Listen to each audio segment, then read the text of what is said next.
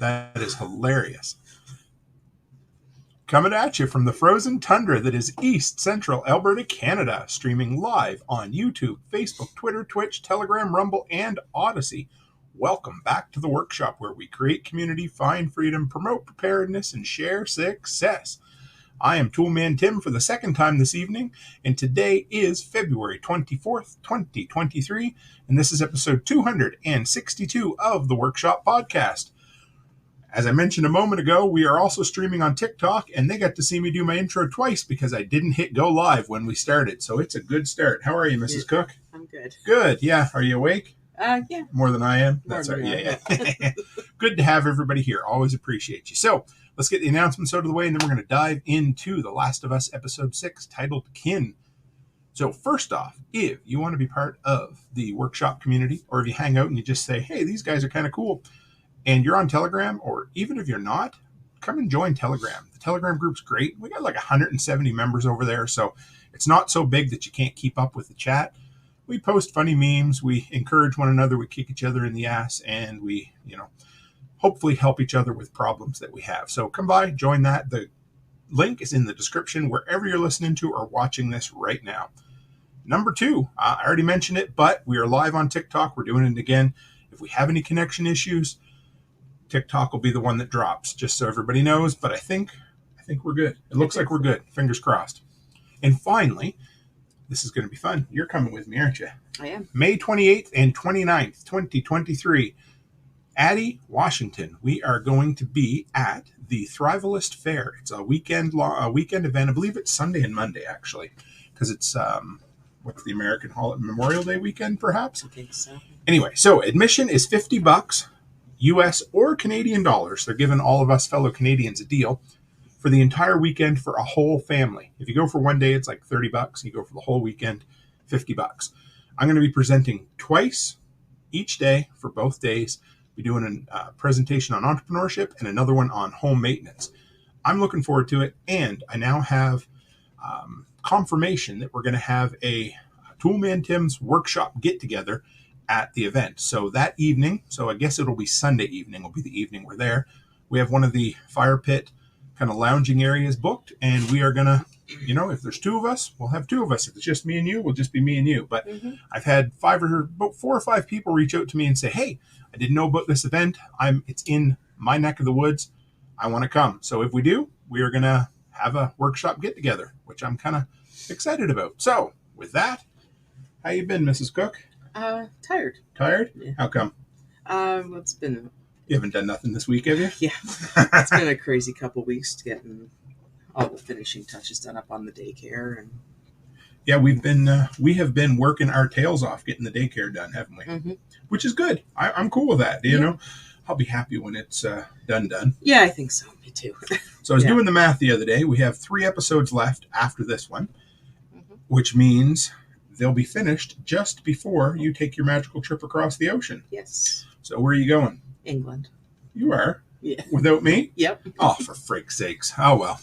It'll be up. That means I get, like 2 whole weeks as a bachelor? Hey, Liv. We see Liv, our daughter Liv, over in the comments. So good to have you, Liv. She's over on Facebook this evening. All right. Yeah, so it's going to be good. I'm going to miss you, but you'll be fine. Yeah, I promise. You got the dogs to keep you busy. Yeah, they'll just annoy the hell out of me the whole time. It'll be good. So, All right. So this was episode 6 of The Last of Us. We've had a lot of fun doing this so far, which means we have 3 more episodes left after this. And this episode was titled Kin. I see Kink Junior 97 over on TikTok. See if I can scare him. There they go. This will be fun. We'll try that again. So the show opened up with a quick recap. It shoots back in time and geographically, and they re-show the death of Sam and Henry.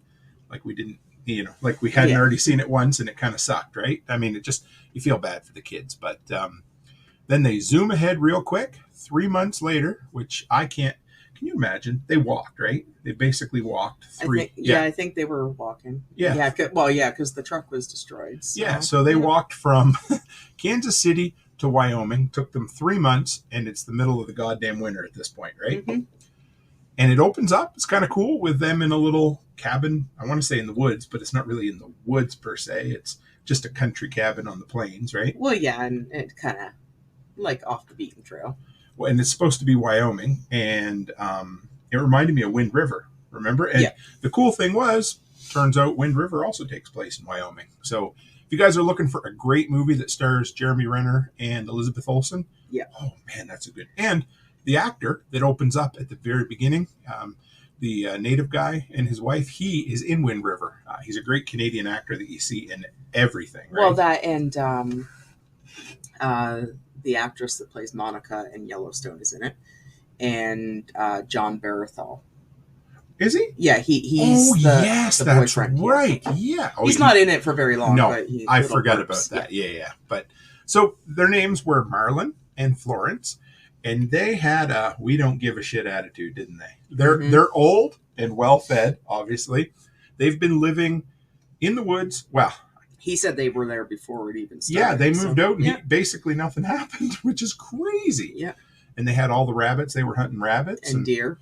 Deer, yeah. I would imagine that at this point, post-apocalypse, there must be quite the glut of wildlife available. Oh, yeah. Because I don't think, it didn't seem like, and maybe anybody out there knows, but I don't think the fungus attacks animals, does it?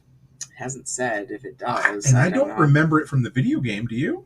I don't remember them ever being like you know what they did in Resident Evil with the zombie dogs and stuff like that. Yeah, they never say anything about the dogs or the cats or any of that. So. But yeah, so I got my suspicions that you could have your pick. I mean, you know what it's like out here now anyway. There's deer everywhere, wildlife everywhere. So they're living high on the hog. Unless, of course, they kill them, like the zombies, if they catch them. I don't know. Because like there wasn't a ton of animals in The Walking Dead either. No, that's true. I don't know. It'll be interesting. But the fact that nearly 100% of the population is gone, you wouldn't be competing with many people for hunting. So, but the cabin's really cute. It kind of looks like it's something out of the Hateful Eight. Remember that one had that same kind of woodsy cabin look.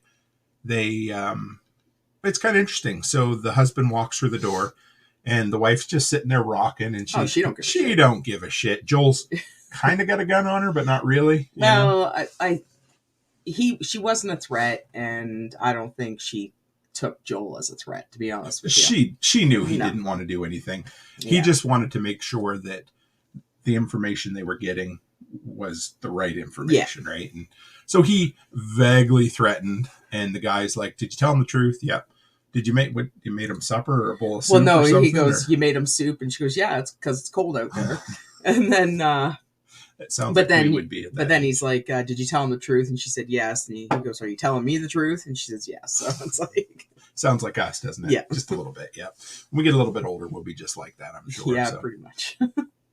So they find out that there's really, they're good people. They chat for a while, and then they basically warn them. They say, "Don't go west because there's death on the other side of the river," is what they said. They didn't elaborate on that. They didn't say, I don't know. Did they mean fungus? Did they mean fireflies? Rovers? I don't know what they meant, but they were basically like, you're turn around and go back because you're stupid if you sit around and try to get over there. So, and of course, what did they do? They went there. Yeah, of course, because they walked all the way across literally 3/4 the way across the continent, and they've been on the road for must be close to 6 months at this point, I would think. I would think so. Yeah, because it went from early fall to midwinter, and so all Joel really wants is directions to the Firefly camp, or at least what he thinks is the Firefly camp, and that's a departure from the video game because in the video game Joel knew that Tommy was in Jackson, Wyoming, and he was just going straight there. Basically, shows up and he's like, "Hey, I'm here." So there's a few digressions between the video game and the show, but it really was faithful to the spirit of the show, which I really enjoyed. So they leave, they step outside the cabin, and what does Ellie do but steal a rabbit? Yeah. He tells her not to. She, of course, has a mind of her own, doesn't listen, and Joel grabs his chest, and we're not really sure if it's, at this point, heart trouble or anxiety, right? I think it's anxiety. Yeah, definitely for sure. Liv says exactly, I hate to go all that way, then be told not to go the direction I was planning on. Right. Yeah, I mean, you're not going to listen. Nobody's going to listen, right? I wouldn't. I mean, I know I'm here, so I might as well finish. And so Joel's really starting to struggle with insecurity, or just doesn't think that he can make it. Is that what you'd say? Well, I think that has a lot to do with his anxiety, though. Mm-hmm. Absolutely. He's an absolute mess. Like he looks like he's on the verge of a heart attack every time he turns around. So, they head out into the woods. They stop for the night, and they have another little interaction that's not in the video game, but I thought it was pretty cute when he hands her the little flask of alcohol, because she's, what is she, 14, right? Is that what 14 or 15? Yeah. I think, yeah. And they don't strictly imply that it was her first time drinking, but well, no, she said she had had it before. She says that, yes, and maybe she did. I don't know, but it was fun. I liked it. What I appreciated was at least she didn't spit it out all over the ground, because I think Joel would have been pretty pissed off if she'd have spit it out all over the ground, wasting good booze like that, Mm-hmm. So. Yeah, so then they have, which is kind of cool. They don't ever do this in the video game, and it's kind of sad when they do it as well. But it says Joel they have a conversation about their future, and Ellie wants to go to the moon. Like, yes. The first time, I can't remember the name of the girl, but she talks about the very first lady astronaut, which is kind of cool, because I'd never heard it before, right? Mm-hmm. And so they talk about it, and then Joel says he wants to be a rancher, right? Which with sheep. Sheep. That's what he says originally, right? Yeah. And then we got somebody over here watching. Hang on, we'll see who we got. Doesn't say, but anyway, we got somebody over in TikTok, so it's always nice. So he wants to be a sheep rancher, and they kind of carry on, and it's fun, Yeah. I see a William Earl 80 over on TikTok. Good to have you. And he kicked off. Good. See you later, bud. No, but so they just have a little conversation, and this whole part of the story is designed to set you up to know that Joel is an absolute mess. Yeah. He really is. Because at this point, Joel's like, I'll take both watches. Yeah. And then they do a hard cut, which is always funny or interesting when they do it. And Joel's sound asleep, and Ellie's sitting there watching over him with a gun. But right? I think it's because every time he falls asleep on his right ear, because he's deaf in his left one. Right. Right. So, and I think that's the only way he can sleep. That makes sense, because if not, he would just be like a dog on edge all the time, mm-hmm. right? And so, he falls asleep, and he's kind of pissed when he wakes up. But Ellie did good. She kept watch on him, and he needs to rely on her more, because dude's not getting any younger, is he? He's like in his mid 50s, and he's having a hell of a go at it. So, anyway, they get up and they decide, let's get a walking, let's do our thing. And this is some of the most beautiful shots in the show, when they do that. I guess it would be a drone shot nowadays, but it would have been a helicopter or a crane shot, which would have been way harder to film. But they have this beautiful setting with snow on either side and a train bridge that they're crossing. And as they get across the bridge, there's a little Easter egg, which I'm sure everybody's heard about, but we'll talk about that at the end here. They're crossing the bridge, and once they get across the bridge, what we think are bad people show up, right? We never figured out what bridge that was. Like in real life? Yeah. I found it. Oh, did you? Yep, I'll share it at the end here, which is kind of cool, because there's a lot of really neat artifacts or places you can go visit from Alberta in this episode. Mm-hmm. But they go across the bridge, and then they get surrounded by men and women on horses. Yeah. With a doggy. Yep. Apparently can sniff out the fungus or whatever. Yeah, do you think they trained him? Must have trained him to do that, or do you think it's just in their nature? I don't know. Maybe it's just something, maybe just a ploy to make people nervous. I never thought of that. So that's probably the most tense scene. Well, maybe not the only one, but it's a pretty tense scene because, close up, the dog comes in and sniffs Joel, and he doesn't care. He's like, I know I'm not infected, but mm-hmm. They're cutting back and forth between Joel and Ellie, because you can see it in Joel's eyes. He doesn't know what to do if the dog sniffs her and decides to go crazy. And in his mind later on, he basically says he chickened out, right? Well, he panicked. Yeah. Like, and he said he didn't chicken out. He just panicked and he froze. Yeah. Which, whatever, So Anyway, the dog doesn't smell the infection. No, so I'm thinking it probably sits dormant in her body because it's not an active infection. I can see that, right? sure, So, yeah. Because if it were, I don't know, yeah, it would. Because if I don't know, it's interesting because she never had any. She's never been. Well, she's been close to the fungus people, or the she's been clickers. bit a couple times, yeah. And they try to attack her. So obviously there must be something there that is masking it or something, right? Yeah. So well, it probably just, like I said, it probably just dies right off. Yeah. So the scent's not there anymore. That's true. Yeah, and I can live with that. So then Joel says the magic word. He's like, "I'm just here to see Tommy," and that changes everything. They throw him on horses. They basically. Like he said, I'm looking for my brother. Oh, and right. then the girlfriend asked him, wife asked what his name was, and he said Joel. So she must, and she obviously knew who he was. Yes, which was cool. I was excited about that because that was it was a rather, well, I don't know. It was just neat because it was a payoff, and there's still so much of this story to tell. And we've only got, after this episode, we only get 3 episodes left, right? Well, that's why we said it's going to be a couple seasons. I hope so.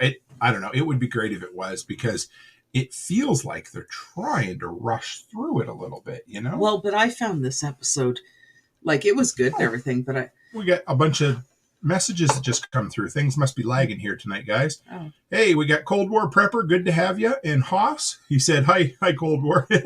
And Cold War, hope all is well. Good to have you. Yeah.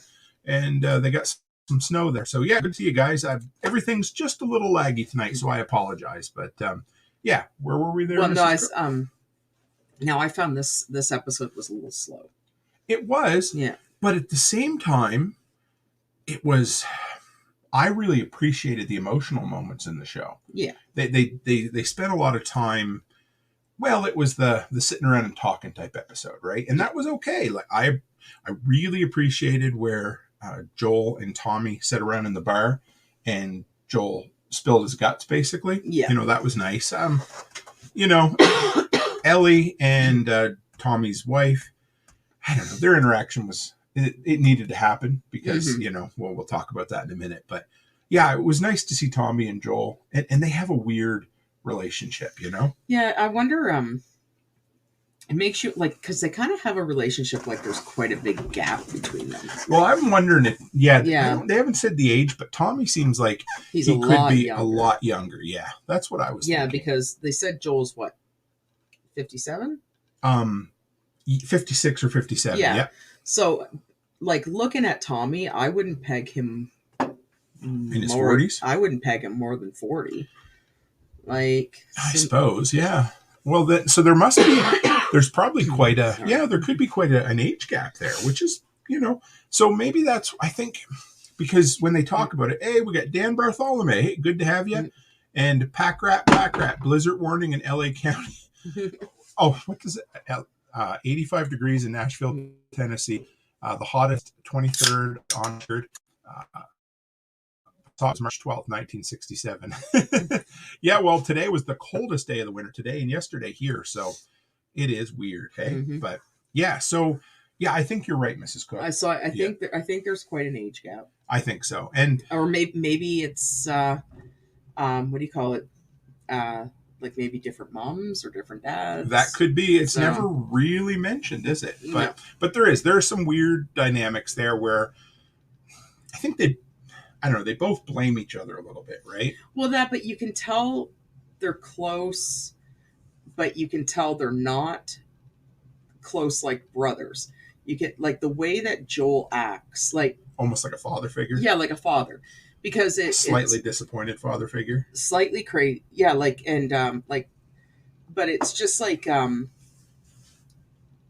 disappointed and stuff, but, like, and I get it, like, like, I love my siblings and stuff, but to be that concerned, it's almost like Joel feels like he's always cleaning up Tommy's mess. Exactly. Right? Well, and kind of like a father, right? Which makes me think that he is quite a bit older than Tommy, and I can see that. Sure, yeah. I never picked up on that before, baby, but I think I'll give you that for sure. Yeah, because I think it's more like maybe, I don't know, maybe where he is quite a bit older, maybe the responsibility of kind of raising him was put on him. That's true. I don't know. No, I can see that. Yeah. Let's talk about, or did you have something? No. Jackson, Wyoming, the town that they're in. It's pretty cool. Yeah, it is. It kind of reminded me of Banff? No. Nope. In the one. Woodbury. Woodbury, where the governor and his, yes, because it was a totally enclosed, safe, almost self-sufficient. Yeah, it's kind of like a little bit of Woodbury and Alexandria. Yeah, that's for sure. Yes. Yeah, like it kind of reminded me of that. Like everything was all, like contained and protected and self-sufficient. And Cold War. Cold War's got a little university. This is from the Going Home book series. He just asked when does Joel meet Sarge, Ted, Mike, and Doc? I'd love for him to meet them. That would be fun. That would be some. I'd need some time to write some fan fiction to bring these guys to the Going Home universe. That'd be quite fun. I don't have the time or the energy to do it, but sure would be all right. But yeah, so Jackson, Wyoming. It was filmed in Canmore, which makes sense because I said it looked like Banff, but I think they would have had a hell of a time shutting Banff down to film. I guess it depends on what time of year. Yeah. But it was a self-contained kind of a Rockies Valley. Are they called valleys when you go up and then they're they're up and then down inside. So they're up the mountain a bit, but it's very contained. So they have the mountains to the back of them, and then they have, what did they say they had? Well, they have gates, right, to let people in and out, old-fashioned kind of medieval style gates. And it was, I loved it. They had a Christmas tree. Yep. They had some electricity. They had a bar with whiskey. So that's important. You know, Chris Dixon shows up and all of a sudden I mention whiskey. I don't know why that is. So as I sip on my wild turkey bourbon. So they had, did I mention movies? I might have. I don't know. Anyway, so they had a kind of interesting movie setup, which was cool. We'll talk about that a little bit later. It didn't really show how they were playing them, but I'm guessing it was. Well, it looked like one of those old real movies. That would explain why it was a film from the 70s then, if it was. Yeah, they probably found a 16 millimeter prints kicking around. And it sounded like that. You could hear it clicking. That's true. Okay. Yeah. I guess that would be way easier to, I mean, it wouldn't take much power. And you could tell that it was an older movie because not one kid in that whole theater looked interested in the movie. I thought I just wanted to know what it was, but it wasn't. I know, but good. all of them looked like they were just kind of rolling their eyes, and they were just there because they wanted to be, right? Good old Lee here, Cold War prepper. He says, "Did you notice that Tommy's Fortress, when they went in, the gates opened inward, and when Joel left, they opened outward constantly?" Yes, I didn't notice that this time, but that has been a kind of an ongoing theme in a few different things we watched. There was.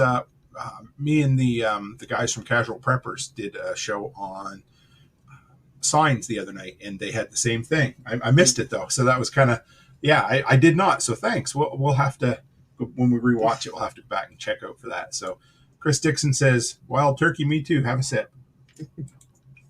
So yeah, the interior was very self-contained. I'm going to guess that a lot of the kids have never, again, like Alexandria, right? Yeah. Have never been outside the walls, have never had to experience the fear of, we'll call them zombies, but they're clickers or whatever you want to call them. So it was a contained place. They had a lot of different stuff, but I liked it a lot. They had extra houses too, because they put Joel and Ellie up in a house. They had a stable for their horses, and I guess 20 years you're going to be able to put something together like that, right? Well, that's why it reminded me a little bit of Alexandria, because they had the empty houses and everything was all set up with like clothing and bedding and all that other stuff. Right? Yeah, and I liked it. It was nice.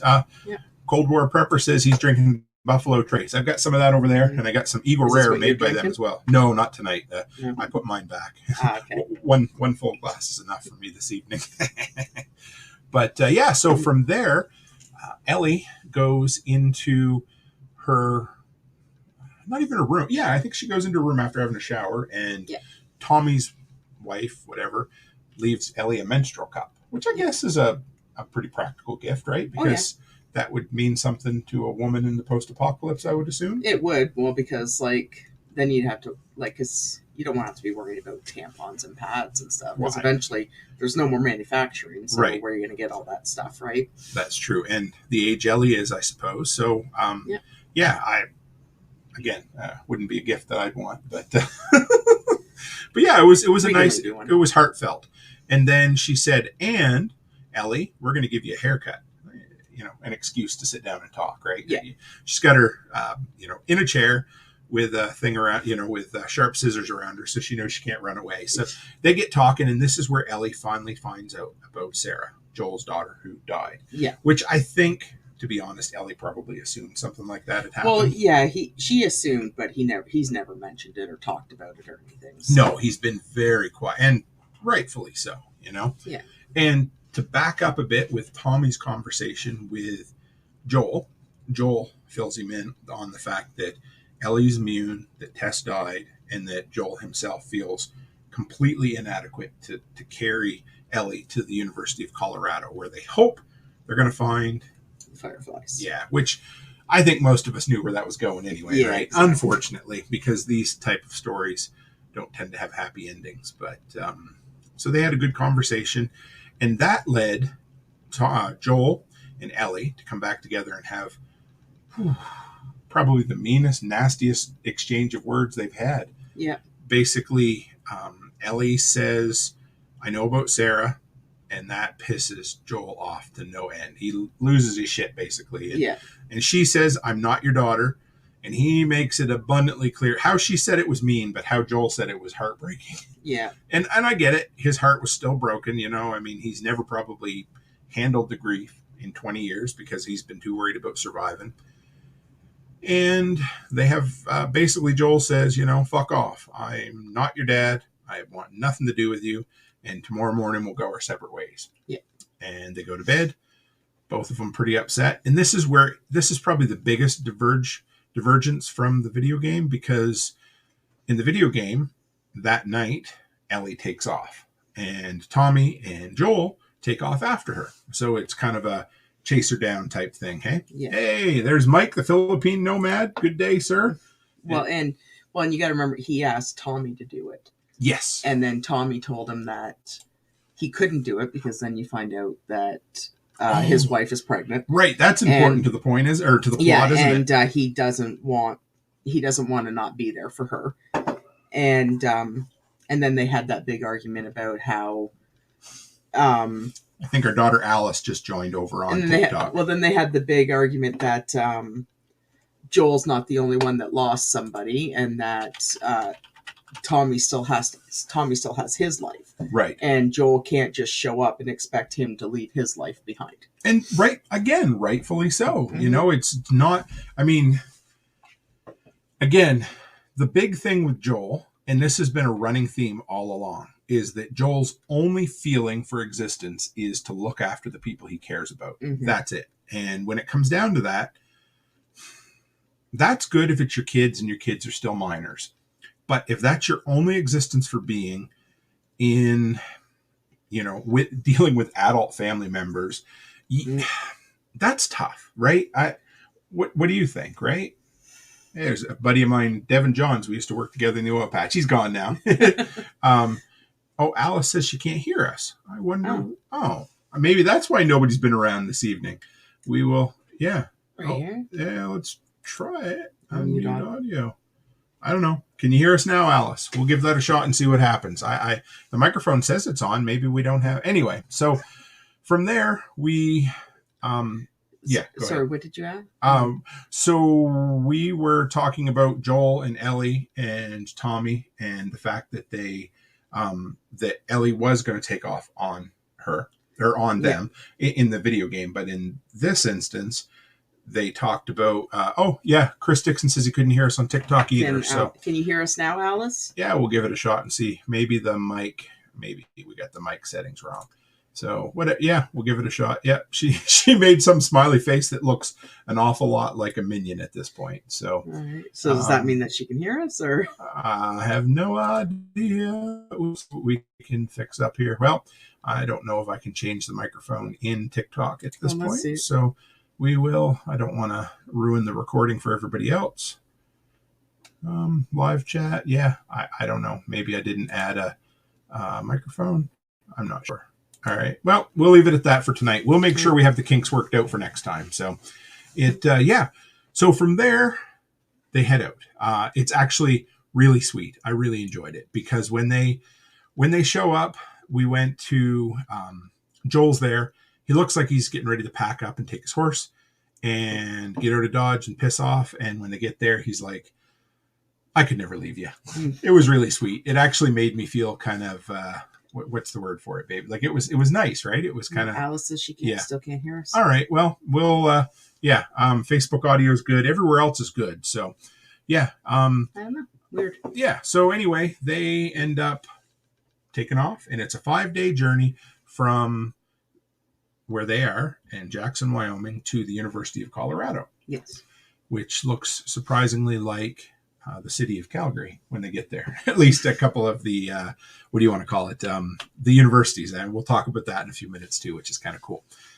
But again, I'll call back to the video game. They show up and what do they see? You remember what they see running across the monkeys? The monkeys. So, okay. I got to ask this. And if anybody else knows this, I don't know. They look like little spider monkeys, right? Yeah. Do you think that they could survive Wyoming and Colorado winters? That's what I was wondering. I don't know. Well, they would have been up there anyway because of the zoo, so they might have been acclimatized to it. But right? they would have been. Wouldn't they have been? Like, how do you want to put it? Wouldn't they have been heated and taken well care of during? You know what I mean? Like, I'm not sure. Yeah, I don't know either. I was just wondering that because I couldn't. I seen those monkeys running around. I'm like, all right, I don't know if that's the case or not, but I don't necessarily think they would be able to survive the cold. So, there's all no right. volume. Well, we'll, yeah. Can you close it out and go back in? Maybe after. We'll see what we can come up with. But yeah. So, from there, do you want to explain what happens in when they're in? Do you remember what happens in the university, right? Quick, and I'll see if I can fix the audio. Yeah. So when they go into the university, well, there's no. Well, there's obviously evidence that people were there, right? And you can tell that, like there's evidence that people that were there, but there's also evidence that they left really quick. Yes, that is true. Yeah. So, they find the file folder. It shows that somebody was there. So I'm thinking maybe they got attacked by raiders because it. So I can't. Oh, there we go. It now. Sorry, guys. Sorry, I had to quickly talk. Yeah. So yeah. So when they show up, there is literally nobody there. Yeah. Right. The place looks overrun by animals, and there's no infected around it. No, that's what I was going to say. It doesn't look like they were overrun by what do they call them? Clickers, or because like big motherfuckers. You know. Because they kind of like when there's nobody to attack, they kind of go dormant and they sleep. Right? Yeah, so they sure do. So there's like no pods there, and there was none of them sleeping or anything. So there must have been. I'm going to go with raiders. I'm thinking the raiders. Yeah, but like what happens later on, there wasn't very many of them. No, like three show up, and so I'm wondering maybe there was a lot more, and these guys were kind of lagging behind, and they had to leave. So. Again, this is a nod to the video game, which I love this part because in the video game, of course, you find these little breadcrumbs, right? Mm-hmm. You're going along and you pull out a drawer and you find a checklist for going to the next place, right? Which is super convenient. And would you find it in real life? Maybe. I don't know. Whatever. I would make a checklist. It was a map too, right? It was a map. Yeah. It was basically like, hey, here's the next secret lab that we're heading to, that's just like a video game. But it happens in this, and I appreciated it. It wasn't well, and I wish that it wasn't so convenient. I know. You know what I mean? Like don't get me wrong. Like I love the movie or I love the show and stuff, but it's the kind of like the convenience. Like, oh, look at that! Oh, I'm going to open the first drawer, and there's all the information. There's an Easter, there's a breadcrumb for me. It's like, and I know so the difference between a video game is when I play a video game and I suck. It takes me 3 hours to open all the drawers, rattle all the doors, and eventually find the one piece of paper I was supposed to find in 3 minutes that says, hey, we've gone to such and such a place. Yeah. So that fills in the backstory. Now, of course, you can't do that narratively in a TV show and keep the audience's attention, right? Yeah. So, and of course, you don't need that background of it. So they just skip to the point where Joel's like, oh, conveniently, here it is. And the first drawer I opened there. Yeah. And then, of course, they look out the window and they hear raiders coming. Yeah. There wasn't very many of them. What was it, like 4? 4 malnourished little, Mad Max wannabes. They come rolling in on, were they riding horses or did they have a vehicle? No, they were... What'd they come in on? I think they were just on foot. Maybe they were. Yeah, no, they were walking. Yeah. Yeah, they were just on foot. So Joel figures, well, we can outsmart them and go out the back door. Mm-hmm. And something I read in one of the reviews, it might have been the Guardian review I read, they were talking about the fact that Joel... Well, okay, let's back up a little bit. So in the video game, Joel falls out of the window. Yes. And lands on a great big piece of rebar, which has got to hurt. Yeah. Which is a much worse injury. And to be honest, would probably be a death sentence, right? Yeah. And I think that's why they probably softened it a bit. Because in here, he gets stabbed with a baseball bat. Now, broken baseball. Yeah, I know. I was going to say that. Because to stab someone with a baseball bat would be kind of difficult. Yes. Yeah. So it's basically the bottom 4 inches of it. And he just goes, and Joel shoots him or kills him. Breaks his neck. Yeah, that's right. With his hands. But the thought that the Guardian mentioned was Ellie has a gun in her pocket. Shoot the dude. And she kind of panicked. Well, right? I wonder if she didn't shoot him because maybe she didn't want to attract the rest of them as quickly. Possible. Because like eventually they do see them, but I think if she had shot him, it would have drawn them a lot quicker, and then Joel would have had to fight off all 4 of them as opposed to only 1. That's true. Right. So she kind of used her brain a little bit in that one. But the overall theme has been people who think they're strong finding their weakness a lot too, right? So, and Ellie, quite often she gets lippy and she thinks, "Oh, I'm smart. I can do whatever I want." And then she gets scared like a little girl, poor thing. And that's legitimate. But yeah, so I don't know. Did she panic or not? Was she thinking, well, we better keep him away? And then, of course, they get the good old fake out where you think Joel killed him and you're good. And then they look down and his guts are leaking out of him, poor guy. Or at least the blood. And that's always a bad... I mean, I can't personally say I've ever been stabbed in the gut with a 4-inch remnant of a baseball bat. But try it sometime. I don't think. I'm good. I like to be tough. You know, I always reminded me of years ago, there was a phase, or not a phase, but it was a fad where people were getting shot in the shoulder. I know you could pay a guy to shoot you in the shoulder, and then he would drop you off in front of the emergency room so that you had a cool scar in your shoulder. And I think that's kind of dumb. That's really dumb, like stupid. Yeah. So anyway, they leave. They hop on their horse, and they get the hell out of Dodge as quick as possible. And Joel is hurting. They're carrying on, kind of. I think they're following the railroad tracks, aren't they? Yeah, and there was a what was I going to say? There was a TikTok about them leaving on the horse and how it showed that it was like a really fake animated or like a fake horse. Yeah. You have to go back and watch it, but I guess the effects on it were bad. And a lot of people did call them out on that. Yes. Yeah. I could. So there was I did not. I wonder why they would have. I don't know. Like they had horses. They have. I mean, it's Alberta. Sure. Other than Texas, there's no place with more horses. I'm going to guess. I'm not sure why they did that, but I don't know. A lot of people have called them out on it on the effects. So fair enough. Lee here, Colbert, a good thought. He says. Ellie is an upside down 4-year-old acting adult, 14-year-old. Sorry. Yes. Upside down 14-year-old acting adult when you'd expect youth and youth as an innocent fallback. And I'd say that's a fair comparison because there's quite often when, she's all boisterous and thinking, I'm a smart, strong, independent young lady. And then, a dead corpse floats by in the lobby of a hotel and she screams like a little girly, poor thing. You feel bad for her, but it must be a weird fucking world to grow up in. It is. And going back to like the whole child acting thing. And I mean, she is 19, isn't she? In real life? But she is starting to get under my skin a little bit. Like, she's not a great actress. I don't know. I'm sure somebody somewhere will holler at us and say, "What's wrong with you? You just don't like her because pick your pick whichever reason we hate her, right?" But no, it has nothing to do. I know it's because I don't like actress. I don't like children. I don't like kid actors. I just and she should be. I don't know. I find that like the last couple episodes, she's been getting under my skin.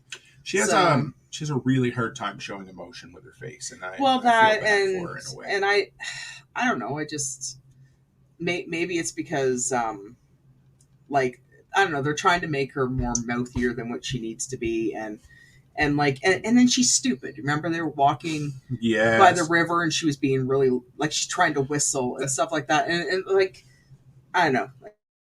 And Chris Dixon is right. He says, you got to remember that a 14-year-old wouldn't know any other life than the one they're living at the moment. And that's true. I remember being, I hate to remember, but I remember being a 14-year-old and I made some dumb-ass decisions. And I was loud as all get out. And you wouldn't have survived very long. Too loud. Probably not. My friends' parents would always complain about how goddamn loud I was whenever I was over. So you're still loud. Yeah, but not like I was. No. Oh, my God. Obnoxiously loud. I know it's hard to believe. I know. But yeah, so. He still is. Yeah, I am. Anybody who's listened to me for more than 5 minutes knows that I like the sound of my own voice. So, so they head out to Dodge. They're on a horse. They're walking the train tracks. They're coming up to a train station, and Joel passes out and falls off the horse. Yeah. And Ellie looks at him and basically says, you can't die on me, or you need to smarten up or something. And she tries to wake him up. That's where the episode ended, right? Yes. Yes. So kind of on a cliffhanger. Again, if you've played the video game, you probably know what's going to happen. But what I like about this is they change things up just enough that it makes you second guess some of their decisions. Well, and I was just reading an article on it too before we started that they changed how he got stabbed with the rebar and everything, which is understandable, but it was kind of making me second guess about them killing Joel. So do you think they're going to kill him now, or do you think they're not going to kill him at all? I don't know. Well, because in the article, it basically said that they're going to try to honor Naughty Dog's game as much as possible, but they're going to also stray away from it. I would love for them to keep Joel around. Yeah, so I'm thinking it's probably like the way that and the problem is you want them to be as faithful to it as possible. They don't have to be completely faithful. But they don't have to be completely. But what they're seeing right now is that the show is blown up. Oh, yeah. Right? Pedro Pascal is a payday for them. Certain family member out there who just loves him to death. Right.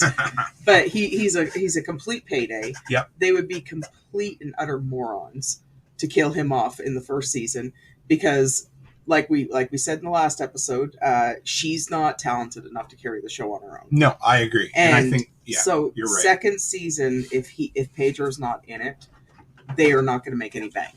Maybe they'll keep him longer into the story. Maybe, but the way they said it is that they're gonna honor it, but I think they're kind of rewriting it at the same time, and that's okay. Like, and I won't begrudge him that. No. Like, Pedro's an incredible actor. I've loved him in everything he's in, and I don't want to. And like, if he dies off in the first season, I'm not watching the second season. Like, I got no interest in it. I know, and that was what happened with the second game. Now, I haven't played it yet, but from what I understand, it was very polarizing, and a lot of the fans weren't happy with how they treated the ending of Joel's character. Exactly, and there was a lot of agenda built into the second game. So we'll see. Maybe they'll mellow things out a little bit. So here's something else. Hey, Modern Frontier. He's if you guys aren't following him over on TikTok, give him a follow. He's a great dude. And he's going to be on the show in a couple of weeks. So, okay, I want to bring up a topic with you, Mrs. Cook. Yep. Do you remember Sons of Anarchy? Yep. And you remember Gemma? Yep. Played by Peggy Bundy. Which was Katie Seagal. Sure. Yeah, I'm glad you knew her name. Great actress. Oh, I love Katie Seagal. In the first couple of seasons of that show, she was the strongest, most vindictive, most cold-hearted bitch you're ever going to see. Mm-hmm. And then all of a sudden, remember what they did? They started breaking her down, making her anxious, making her, they turned her weak, right? Yeah. And you remember how pissed off we both were at how they took this super strong character, someone whom we loved, that we really enjoyed, the fact that she was ruthless, and they started breaking her down, remember? But then they built her back up. They did. Yeah, but there was a lot of story behind though, because remember she was attacked by those men, and that brought her, and she did have a heart condition and everything. So that was they did break her down a lot, but they did that in they did it in The Walking Dead too. Which one? With Carol. Oh yeah. Oh yes. Yep. Because the reason I bring this up is it's always been a frustration for us when we watch these really strong characters. And, okay, I understand that part of the narrative structure is you need a strong character, you break them down a bit, and then you bring them back up. But what I hate is not just breaking them down. You can break a strong character down. You can take a Rick Grimes and you can shoot him in the stomach, and Rick Grimes can come back and be ready to shoot you tomorrow. You know what I mean? Well, they broke him down, too, in the prison for that little while, right? That is true. Yeah. But not, I don't know, it's frustrating a bit when they, and I know it's part of life, but when they take these really strong characters like Joel, and then they start breaking them down emotionally simply because it feels like the thing they need to do. I know, I don't know why. Like, and I find it's harder to believe too, because we're especially as fast as the show has progressed. Well, yeah, but we're to believe that it was 30 years, right? Since the breakdown? Yeah. 20. So it's been 20 years and since the breakdown, and in that 20 years you get little bits and pieces through the show where they're like, oh, Joel and Tommy used to kill all these people. They used to do this, used to do that. And then even in the couple episodes before Tess died, they both admitted that they were not good people. Right. So you expect us to believe that he has done 20 years of being nothing but a hardcore badass, and then all of a sudden he's out for 6 months, and then all of a sudden he turns into some weak, fragile old man. That's what bugs me a bit. I know everybody gets old, and everybody, but not in 6 months. No. The life he's lived the last 20 years. Like, you can't, it doesn't make any sense. Yeah, I agree. And that is frustrating. Yes. Yeah. Now, I did look at the Rotten Tomato score for the episode. It wasn't very good, was it? No, it was perfect. Was it? 100, yeah. Okay. I loved the episode. Oh, no, I did too, but it wasn't as good as the other ones. I thought it was the best episode that was story driven and based on the video game. My favorite episode is still episode 3, with Ron Swanson and everything. Love that episode. That's a classic, and I'll always, but it wasn't necessarily needed for the narrative to push the story along. It was I forget what they call those bottle episodes, or where they just kind of, it was separate from the main story, but it was super effective. For me, this episode that just happened, 6, was my favorite episode that was Joel and Ellie episode. Do you know what I mean? And I get it. I understand, because it was, it slows things down. The pace comes down, but you really got some growth of, hey, Aaron from Two Chicks Homestead. Good to have.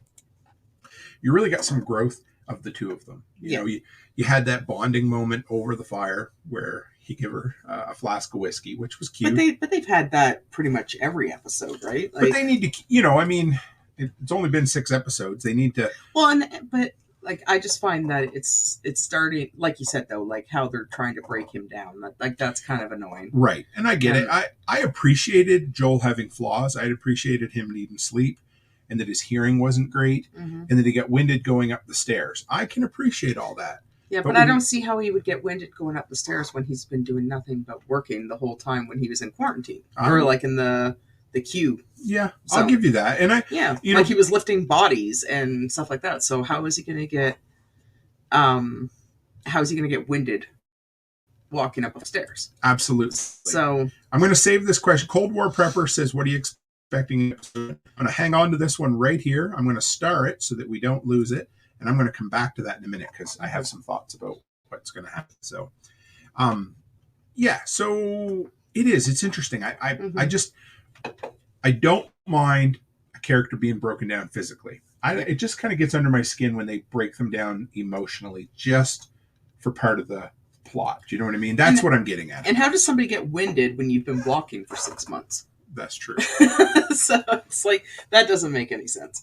But no, I don't like how they're all of a sudden like, and it kind of follows the same pattern as that they're doing this to him, and all of a sudden he's. I guarantee we're going to see, like, and this will be for views, that it's going to come to a situation where he has to kill someone, and all of a sudden he's going to have like a change of heart and not kill them. Yeah, and then it's going to come back and backfire. Exactly. I can because see that. It's like that's what they do. Mm-hmm. That's how they were, and I wish they wouldn't follow that theme, but they have blatantly said that Joel is not a good person. Right. So why can't they keep him a bad person? That's exactly. Like you don't change like all of a sudden because a kid comes in your life. I mean, you know maybe that's what they're trying to do, soften him up a little bit because of that. But they don't need to. No, like I said, beat him down physically, break the man in half, but don't break his spirit. It pisses me off when they break a character's spirit, but I guess that's just me. Yeah, but that's the thing though. Like you go into the show and like if you've played the game, you know Joel's a piece of shit. Yes, and he always has been. Like, but don't. Now here's my prediction, because for those of you who haven't played the game number 2, I'm gonna tell you something that if you don't know this, it's been everywhere for the last 3 years. And early on in the video game, they kill Joel off in number 2. So I'm expecting they're heading that direction. But what I think they're doing, and I think they're softening it up, because and it could be what you just mentioned about him getting soft, giving somebody a break, and then it ends up literally costing him his life. Well, or the soft. Often everyone's like, oh no, he changed, he's a good person, now he can't die, yada yada yada, and all of a sudden boom, then he's gonna die. So and that is a possibility. And I hope they don't. I do too. I hope they keep him, but I think what they're doing, and here's my prediction for 7, 8, 9, I think they are softening him up to give him a weakness so that it doesn't blindside everyone when they do kill him.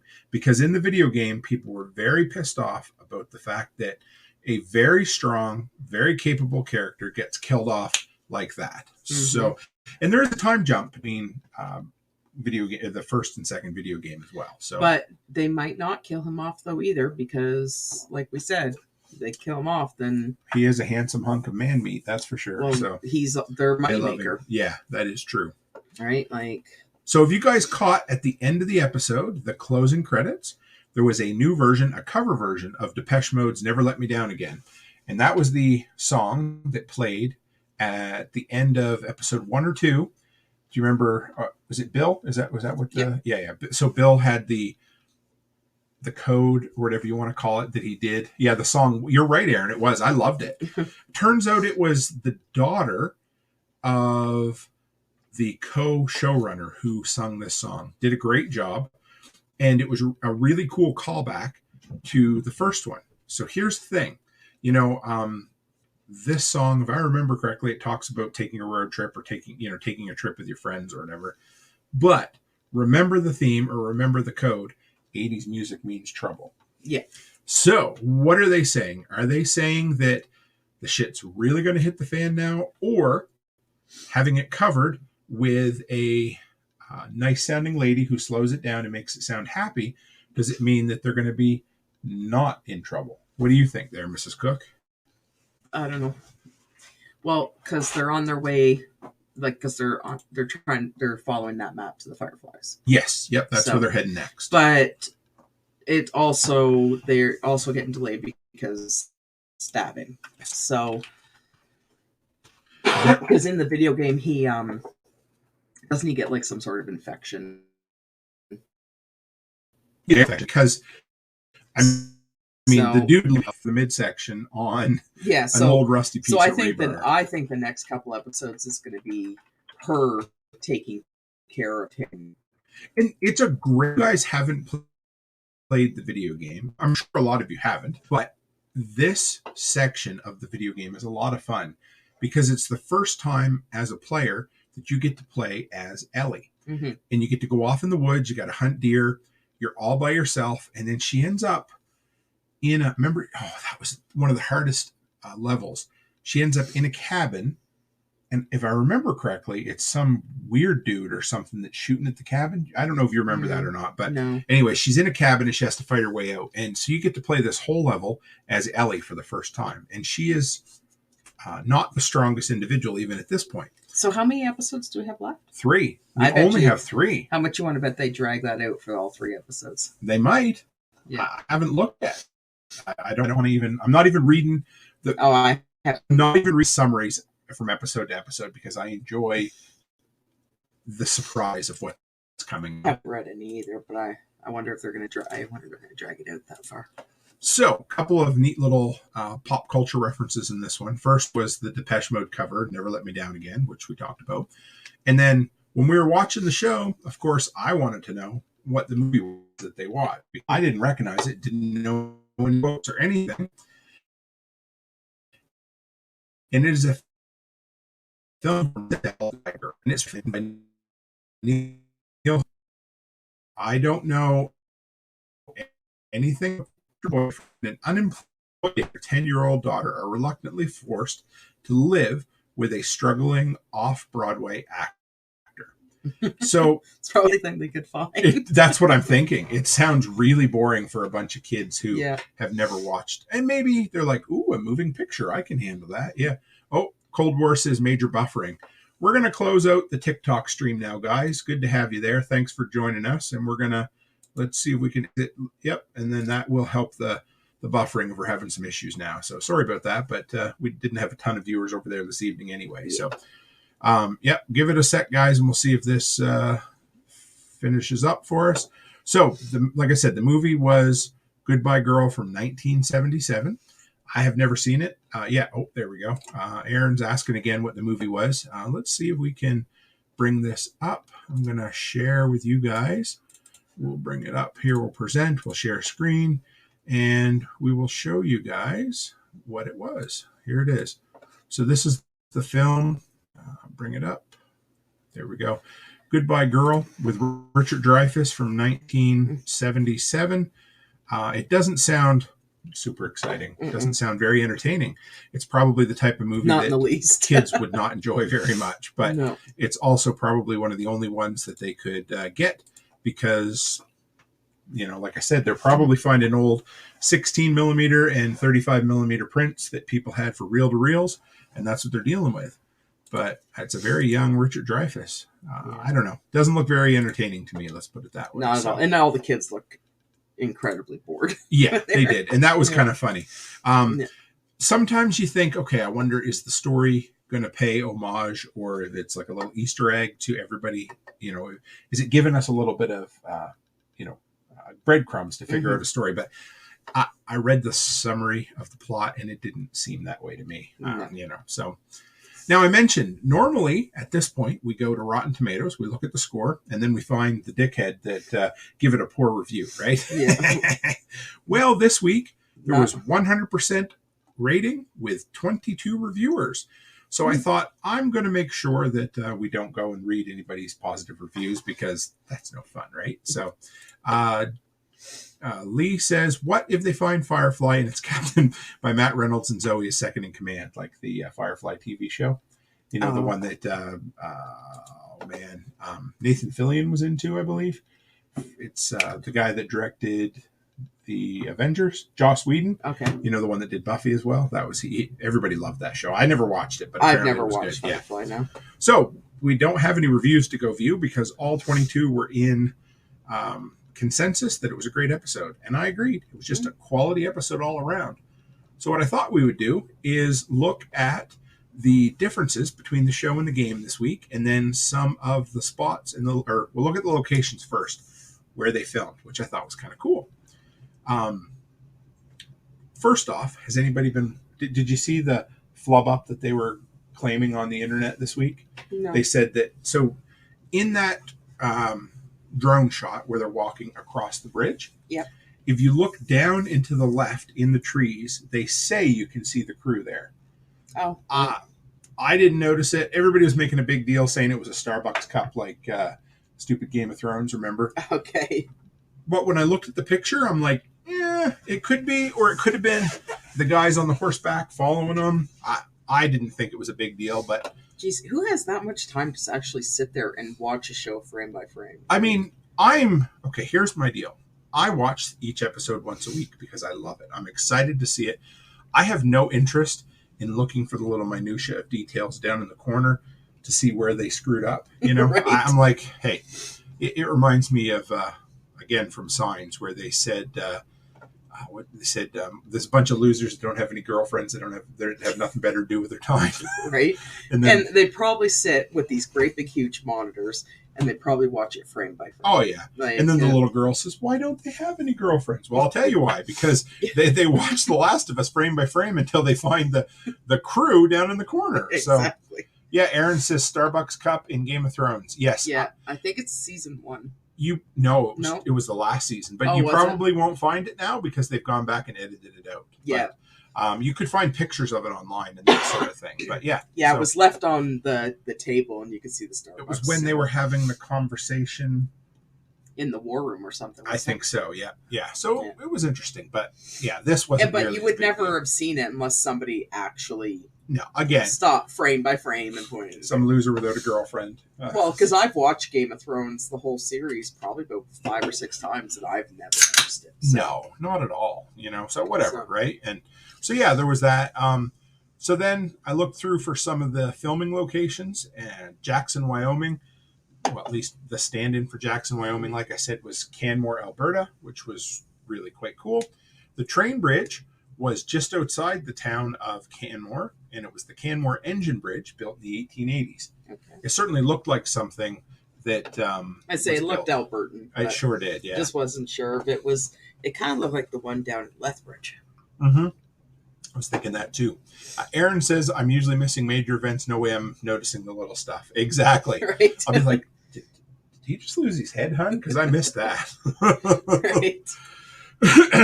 And then the University of Colorado was 2 stand-ins from the University, Mount Royal University in Calgary and the Southern Alberta Institute of Technology. So they picked little bits and pieces in different places. So, and we never mentioned this, Aaron, or at least we didn't dwell on it, but you were right. Aaron says that winter scene was so beautiful. It actually looks like that. It does. That is what Alberta looks like in the wintertime. Especially Canmore and Banff. It's so beautiful down there. So beautiful. Cold, but it's beautiful. Yeah. But you're right, Aaron. I mentioned to you when we were watching the show how beautiful those aerial overhead shots were. Yeah. You know, just because it was a lot of the cinema. One of the biggest complaints, and I think it was Cam or Colby from Casual Preppers was talking about it, how tight the cinematography is. So you don't get to appreciate the shots because a lot of things are pulled in tight. They don't do these big cinematic shots. And it was a really cool way to see this big wide shot. I loved it. It was beautiful. And you're right, Aaron, it was. Yeah. And Dixon says he saw a SAIT in there. That's the Southern Alberta Institute of Technology. I wouldn't have known that was what it was unless I looked it up, of course. So. Yeah. Well, I don't think we've ever been in that area. Not like Banff and Canmore, but never. I spent a bunch of time in Calgary last summer with Mom and Dad. Sure. The day of the big Rogers outage. So, differences between the show and the game. Probably my favorite difference in this episode was the cabin in the woods, or the cabin with the old native couple. They were great. I loved them. They cracked me up. I did mention how they looked well fed. Let's put it that way. Oh yeah. So, well, which I guess you could tell he was quite the hunter. Oh yeah. He took good care of him and his missus, so that was kind of cool. So that entire section of the show was not in the game at all. And I like I said, I wanted to talk about the guy that played Marlin. That was the husband that brought the rabbits home. Character's name is Marlin. The actor's name is Graham Greene. He's a very well-known Canadian actor. We've seen him in the past in Wind River, Twilight, The Red Green Show, Die Hard with a Vengeance, and Dances with Wolves. Yes. He actually is an Oscar-nominated actor. He was nominated for his role in Dances with Wolves, which I didn't realize. So I thought that was kind of cool because he's the type of guy that you see in the background or in Canadian TV shows all the time. Well, and he kind of reminds me of the one guy from Yellowstone, too. Mm-hmm. He's in... the the head of the native reservation. Yes. Yeah. Like they're always And they're always there, but they're never a lead. Yes. Yeah. Corner Gas is another one. You know, Yeah. there's a native guy in Corner Gas that plays the cop. You see him in a lot of things too. So they're always kind of background character actors, which I think is kind of cool.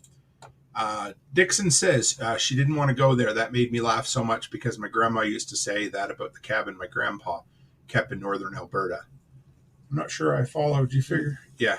And they were very funny, Aaron. I appreciated their, because that's exactly what we'll be in like 30 years, right? We'll be sitting there and we'll definitely be living. I don't think I'd be feeding some random people soup though coming in my cabin. I don't even think I'd let them in. Maybe, but it'll be our cabin down in Tennessee. I was going to say none of it was like a shit hits the fan situation. Yeah. Nobody's coming in when I'm in there. So. The world ends in 2033, and so we spend the next 20 years living off the land and chilling. So Haas says, have you ever watched Keep Breathing on Netflix? I started to watch it, and so far I liked it. Have you seen it? No. I bet my kids have. I'll bet Charlotte's seen it. It seems like something she would have. Let's take a look and see what it is, because I have not. I'm going to finish through. So the sip of alcohol in the episode there, that never happened in the video game. The sniffing dog, that sounds kind of weird, but the sniffing dog never happened in the video game either. It was something made up for the show, which was fine.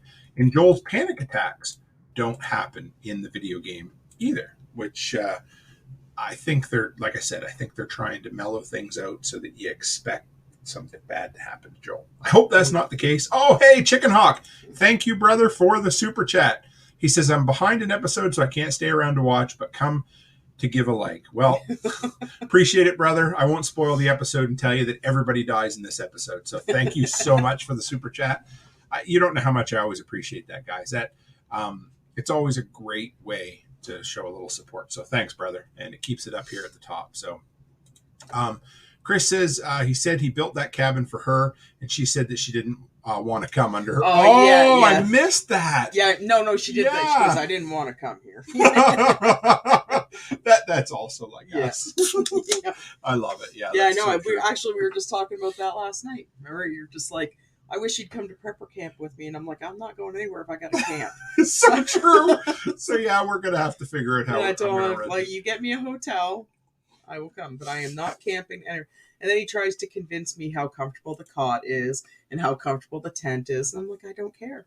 I'm not going. It is. The cot is comfortable. No, so. I don't camp. Sorry. I know. I understand. So Haas says it's good. It's about a plane crash in the Canadian wilderness and a female trying to survive in the elements. So we'll bring that up in a minute here, guys, and we'll take a look because it's TVMA, 3 hours and 29 minutes. So it must be a mini series, maybe. Yep. Episodes. Who's in it? We're always she looks familiar. Desperate to reach Inuvik, which is the capital of Nunavut. Yeah. Well, we'll have to give it I mean, it's always worth. Melissa Barra. I don't know her. We'll see. She looks familiar. Yeah, let's see what she's been in recently. Probably something. Yeah, the new Scream. All the 18 to 22-year-old actresses and actors that we don't recognize or that we vaguely recognize, they were all in the last Scream movie. The new one that's coming out. Well, that one too, yeah. Yeah. But Wednesday Addams, that girl, she was in there too, right? Yeah. So, Jenna Ortega. I don't know. Anyway, whatever. There we go. So, moving right along. Aaron. Oh, she's in this one too. Oh, no, that's the new Scream. The new Scream. Yeah. Okay. So, Aaron thinks you're funny because you won't sleep in a tent either. So I won't. No. I'm too old for that. So, when Ellie goes into the horse stables and she sees a horse named Shimmer, that does not show up in Game 1. It's actually an Easter egg from Game 2. Okay. The horse Ellie rides in Game 2 is called Shimmer. So they're introducing some of the elements. Now, when they're at the movie and Ellie looks over and sees that girl, when they're very first meeting, right? So good night, Lee. Always good to have you, Cold War prepper. So remember when she sees the girl and she's like, what the hell are you staring at or whatever? Yeah. Apparently, that's the girl who plays Ellie's love interest in the next game. Okay. So but it's not in the first game. So they decided to, include some of this early on. Aaron says the cabin is top priority in Tennessee. You want to believe it is? Yeah, it is. Oh, I've already got the plan started. Yes, I can't wait to start. It won't be like a full cabin. It's actually going to be because I told him that we already have to have it drilled well. We'll get that eventually. Yeah, and it's got to have a bathroom and a couple bedrooms. Yeah, listen, a bathroom. Not trying to sound totally high maintenance, but I'm not. A hole in the ground to shit in is a bathroom, so you'll be all set. I'm not backwoodsy. It's okay. And I refuse to be. It's all right. So, in the video game, Joel falls on a piece of rebar. In the TV show, it's a baseball bat. Mm-hmm. In the game, Ellie leaves Jackson on her own, and Joel and Tommy chase after her. In this, Joel makes the choice to go with her. So, I thought that was kind of cool. Now, I looked at the ratings. Here's the thing. I've talked about this a few times. Last week's episode, the ratings were in the toilet. And it's not the fault of the episode. It was the fault of the Super Bowl. They moved it to Friday. And the ratings were only half of what all the other episodes were. Well, it probably threw everybody off, too. Everybody did. Nobody knew when to watch it. I guarantee everybody went on Sunday night to go watch it. And then they were like, what the heck is happening? They'd have been better off leaving it on damn Sunday night, you know? Yeah. So, anyway. Because it's not like the Super Bowl's on Crave. Yeah, it's true. And I know there's football fans out there, but honestly, who watches football anymore? Like, the halftime show I heard sucked. Everything sucked. Like, Rihanna sucks. So, I don't know, like, who watches that anymore? Like, I heard that too, but I don't care. I'm not a big Rihanna fan. No, I'm not. Well, I heard she sucked. So, episode 6 actually had the second highest ratings of any episode. So, here's the thing. If they ended up having every episode on Sunday, they might have just kept the old trend going where each episode got higher.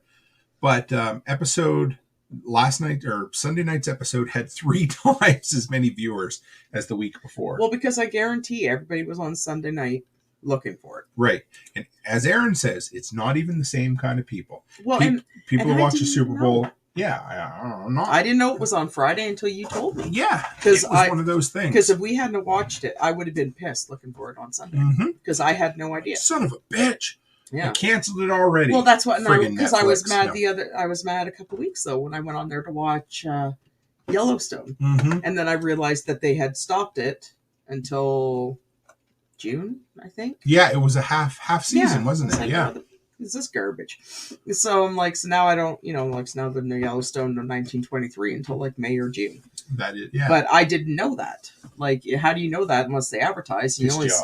Well, it did, and you only see advertisements when you have cable, right? So how are you supposed to know any of this? Or YouTube, as the kids call them, ads. We always call them commercials growing up. Yeah, but I don't watch YouTube. The kids are like, I haven't seen ads, But yeah. Yeah, but I had no clue until I Googled it, and I'm like, oh, okay, well that's why it's not on there. But the show is doing great in the ratings. Episode 6 had twice the amount of viewers as the premiere episode. So it has basically done a nice 45-degree growth, which is exciting. Well, and plus, they're comparing 3 times as much as last week because the ratings sucked. Yeah. So Aaron says these seasons are annoying. You did that too, talking about Yellowstone. Just let me binge it all. Yeah, well, Netflix has spoiled us for that, right? I think you're going to see a lot of places going away from that. Well, actually, I was reading a news story there. There is a lot of people canceling Netflix. Sure, there is. So you can share your password now, but you're only allowed 2. Not easy. No, you're allowed to add 2 extra people. Okay. And I believe they said it's an extra $12.99. Holy on shit. top of the $20 you already pay. That's like the grocery stores charging $5 a piece for a plastic bag. Something they used to give you for free. Yeah. We're going to McDonald's ordering French fries, and they're like, "Well, that'll be $12 for ketchup and salt." Yeah, no, I think it's like $12.99 for like 2 additional, but you're only allowed to have 2. 2, okay. Yeah. $12.99. Oh, that's good to know. Well, cancel. I don't know. I'd be totally fine canceling Netflix. I don't care. There's nothing on Netflix I watch. I haven't even watched the most recent season of what's the one Charlie likes. The 1980s show there, Stranger Things. I haven't even watched that. So no, well, and I started watching you. You always watch me, especially when I walk away from you, baby. I made her blush. See that, guys? I made her blush. I ain't blushing. Okay. No, I've been waiting 2 years for you, and you haven't been waiting even a minute. And I watched the first episode. And it is so disappointing. Was it bad? It's so boring. And like the last 3 seasons were incredible, but it's so boring. That's a shame. Yeah, see, Aaron says the same thing. This season of You sucks. And I don't know. It wasn't.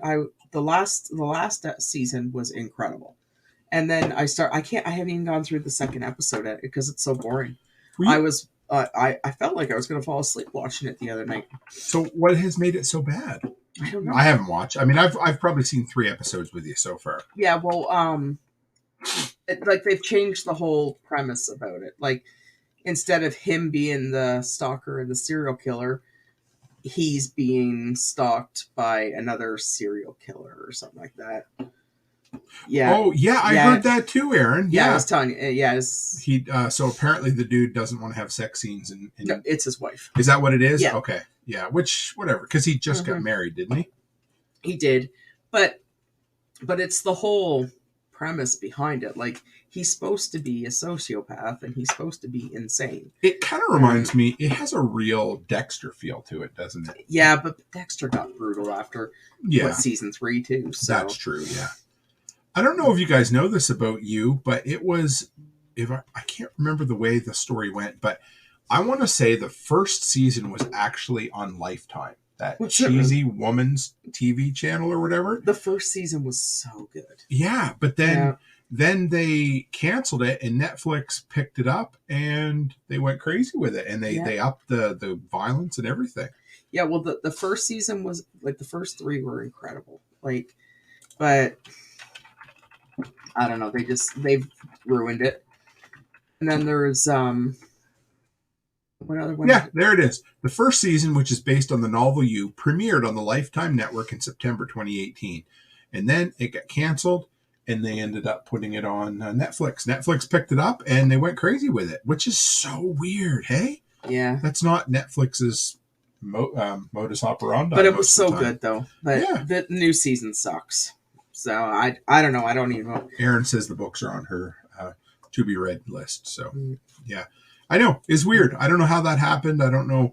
It was basically a dud. But Netflix seen something in it they liked.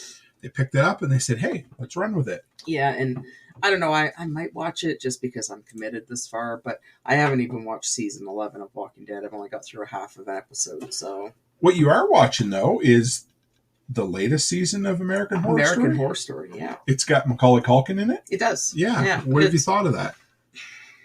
It's all right. If anybody's Culkin, he can't act. No, the poor guy. And he was a better actor as a kid than he is as an adult. Well, that's the thing, though. Like, I appreciate Macaulay Culkin. I do. I appreciate him, and I think it's because the nostalgia of the childhood and stuff. And I love him as a person. He's a lot of fun. Yeah, right? and he seems like a really cool dude. But the whole, he's not a very good actor. The poor guy. I know.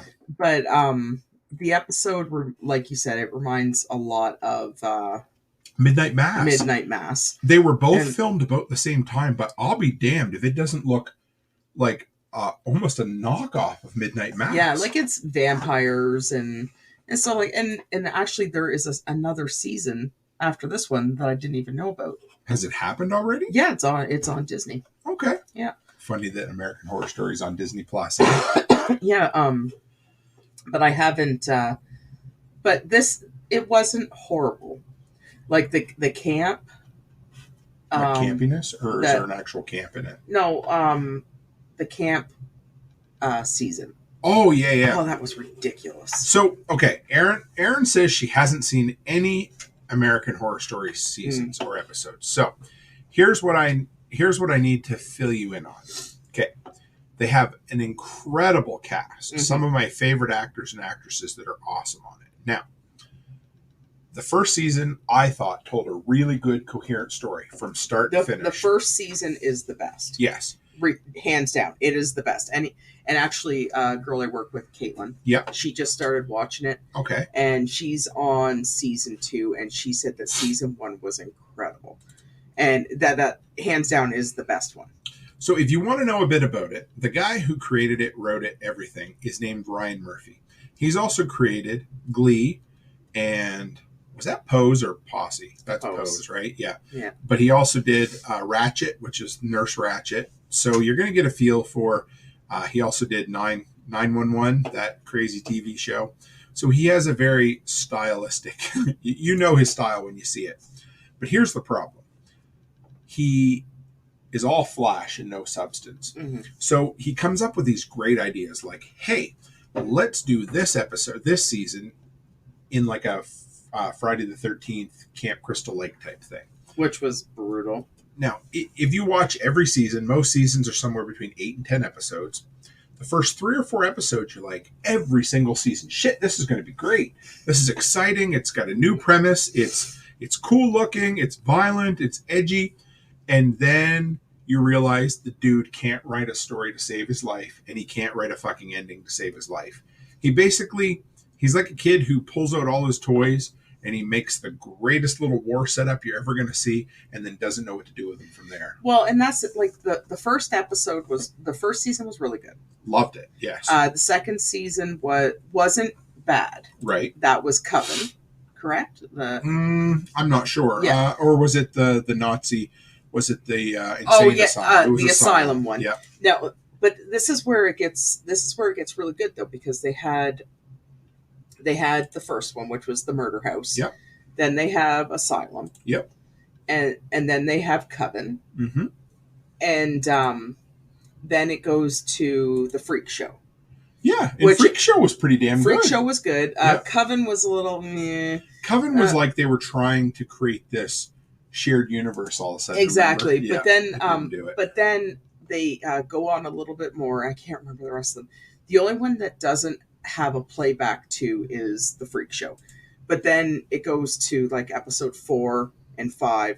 And then I believe it's season 6. Right. Where they wrap it all up because it's an apocalyptic. And again, that was another one that started out great. But then they wrap it up and it rolls back into the other seasons and brings them all together, except for the Freak Show one. Okay.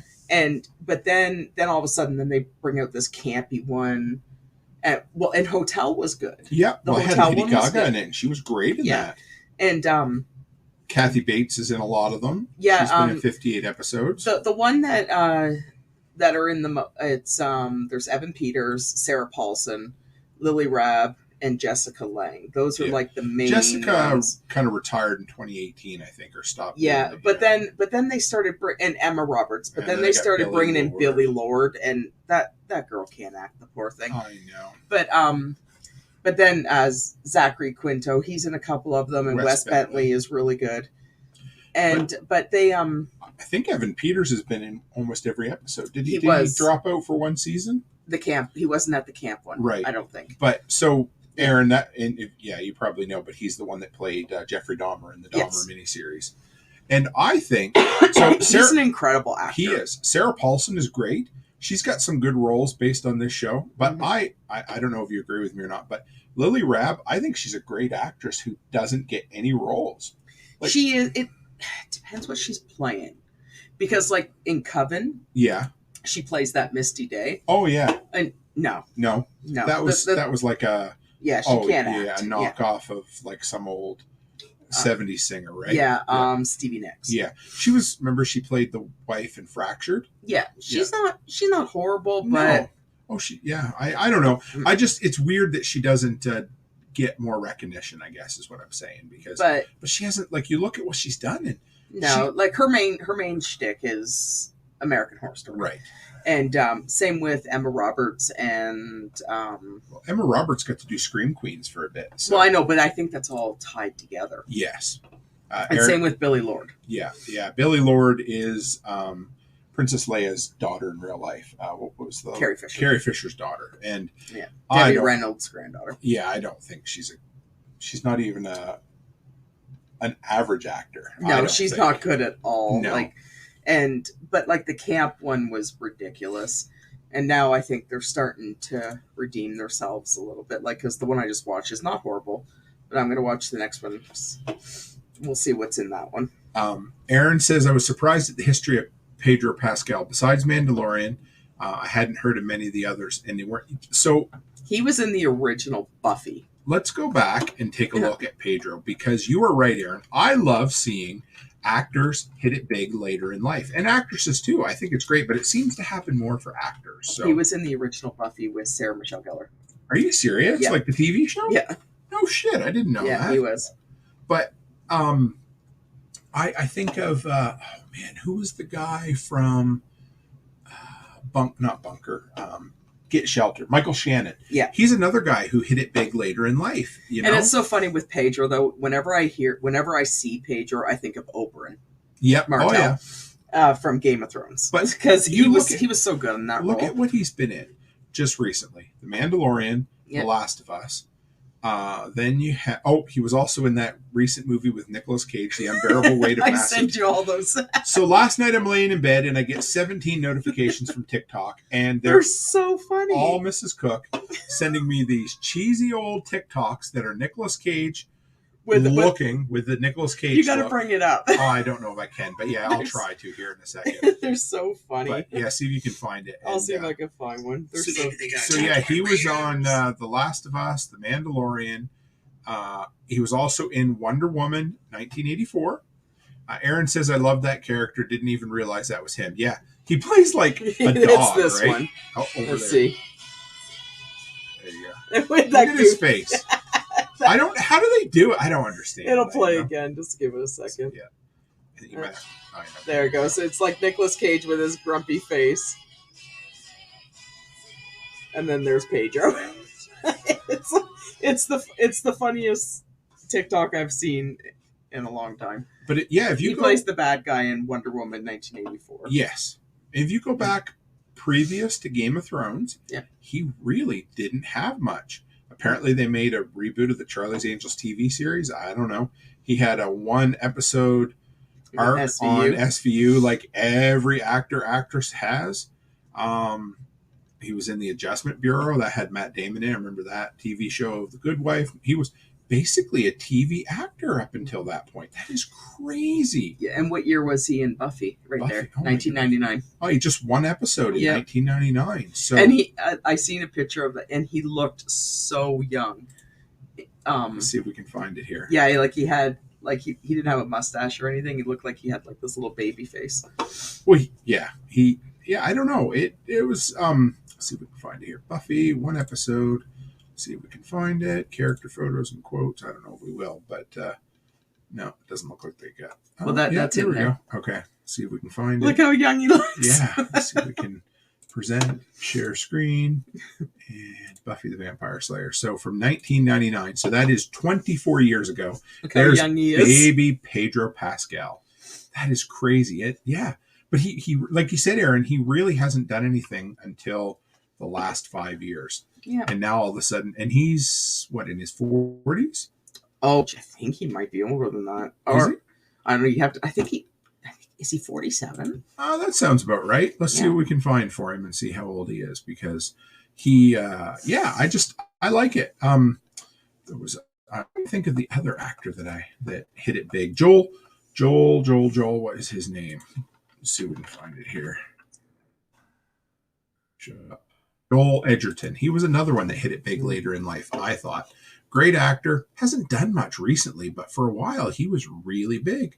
Remember in the mid-2010s, he was in The Great Gatsby, Loving, The Gift, Boy Erased. He's got a bunch of new ones coming up, but he was in Obi-Wan Kenobi, The Green Knight, and so he's going back to making some TV again, which is a shame because I think he's a great actor. Oh, he was the main actor in It Comes at Night as well. So he did all those films right there. And it's funny though, like I think with Pedro is that they're turning him like he's typecast. But he's funny. Sure he is. Yeah. It would be nice if they give so 1975. So that means he's 38. Oh, he's not as old as we thought he was. Okay, no. Yes, that's right. He's not 47. Yeah, so he plays a good 56-year-old then, doesn't he? Well, it's funny though because like even when you hear his interviews, he sounds like he would be a fun. Like, did you hear the joke that he told? No. When he's like, I'm not good at telling jokes, and he's like, why did the monkey fall out of the tree? And then she's like, why? And he goes, because it was dead. He starts laughing, right? Yeah. Aaron says he looks older for sure. Yeah, he does. Yeah. Man. But it's cool because a lot of guys, they hit it, the actor in their 20s. Well, and everyone's referring to him as, he calls himself everyone's slutty daddy. That's what he refers to. Of course he does. I'm sure lots of women call him that too, Well, they had an interview, and the interviewed lady's like, hey, daddy. And he goes, hey, mama. And he goes, yeah, that's right. I'm your cool, slutty daddy. Oh, Jesus Christ. That's funny. That's what he refers to himself. He's from Chile. Yeah, he was born in Chile. Yeah. Okay. He's a good-looking man. I'll give him that. So. Yeah, he's like a boy next door type look. He's not as good-looking as me, of course, No. but he's close. He's a close second. We'll give him that. So. Well, Mrs. Cook, what do you think? I think we know somebody that would argue with that. Yeah, we do. We won't mention. Don't want to get in trouble with her husband. So she knows who she is. Yeah. You know, if you're listening out there, you know who has a crush on Pedro Pascal. Although I think the husband knows. Yeah, probably. Because she always tells him she's going to. I always told you I'd leave you for Brad Pitt. So. So I think she's told him that she's doing. She probably has. Yeah. Well, Mrs. Cook, what do you think? We've been 90 minutes. Do you want to go up and try to watch Knock at the Cabin tonight? Probably could. We can give it a shot. Yeah, I found a copy of it online. I mean, we found a perfectly legal way to watch it online, and we're gonna rent it and watch it ourselves, aren't we? We're going to pay for it. Yes, actually, we might be able to do that. So, this was fun, guys. Thank you for everybody coming in once again. I love our Friday night shows, babe. It's fun to have you in here chilling out and having a good time. Might have to move it to Saturdays. Oh, maybe. Why? Yeah. Fridays, make I'm it so easier tired. for you. You know what? We could absolutely do that. Unless I start taking Fridays off. Yeah, But you know what? In 3 weeks, Last of Us are off. Maybe we can move it around. We totally can. You know what? It's our show, so we get to pick what we want to do. So, yeah.